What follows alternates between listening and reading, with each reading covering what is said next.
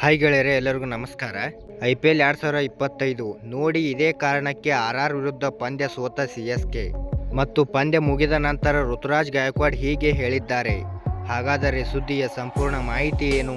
ಹೀಗೆ ಇದರೆಲ್ಲದರ ಬಗ್ಗೆ ಈ ವಿಡಿಯೋದಲ್ಲಿ ಸಂಪೂರ್ಣವಾಗಿ ತಿಳಿಸಿಕೊಡುತ್ತೇನೆ.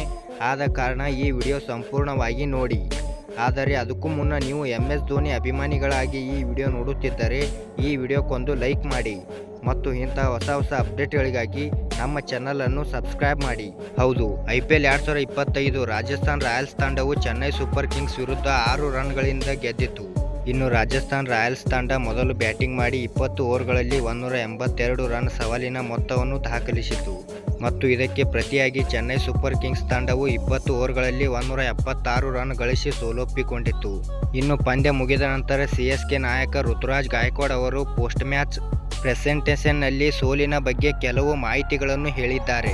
ಅವರು ಹೇಳಿರುವ ಮಾಹಿತಿ ಇಲ್ಲಿದೆ ನೋಡಿ. ಪವರ್ ಪ್ಲೇನಲ್ಲಿ ಪ್ರಮುಖ ಕ್ಷಣ ಎಂದು ಅವರು ಹೇಳಿದರು.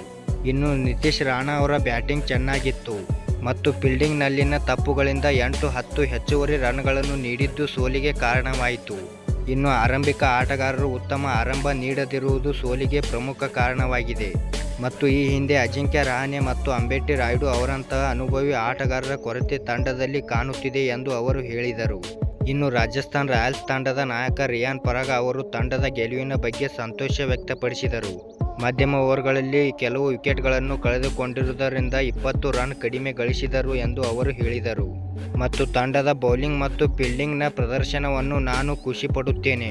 ಇನ್ನು 2 ಪಂದ್ಯಗಳಲ್ಲಿ ಸೋತ ನಂತರ ಈ ಗೆಲುವು ತಂಡಕ್ಕೆ ತುಂಬಾ ಮುಖ್ಯವಾಗಿತ್ತು ಎಂದು ಅವರು ಹೇಳಿದರು. ಮತ್ತು ಈ ಪಂದ್ಯದಲ್ಲಿ ರಾಜಸ್ಥಾನ್ ರಾಯಲ್ಸ್ ತಂಡದ ಆಟಗಾರರು ಉತ್ತಮ ಪ್ರದರ್ಶನ ನೀಡುವ ಮೂಲಕ ಚೆನ್ನೈ ಸೂಪರ್ ಕಿಂಗ್ಸ್ ತಂಡವನ್ನು ಸೋಲಿಸಿದರು. ಧನ್ಯವಾದಗಳು ಇಲ್ಲಿಯವರೆಗೆ ವಿಡಿಯೋ ನೋಡಿದ್ದಕ್ಕೆ. ಹಾಗಾದರೆ ಈ ಸುದ್ದಿಯ ಬಗ್ಗೆ ನಿಮಗೆ ಏನು ಅನಿಸಿತು ಎಂದು ಕಮೆಂಟ್ ಮಾಡಿ ಹೇಳಿ.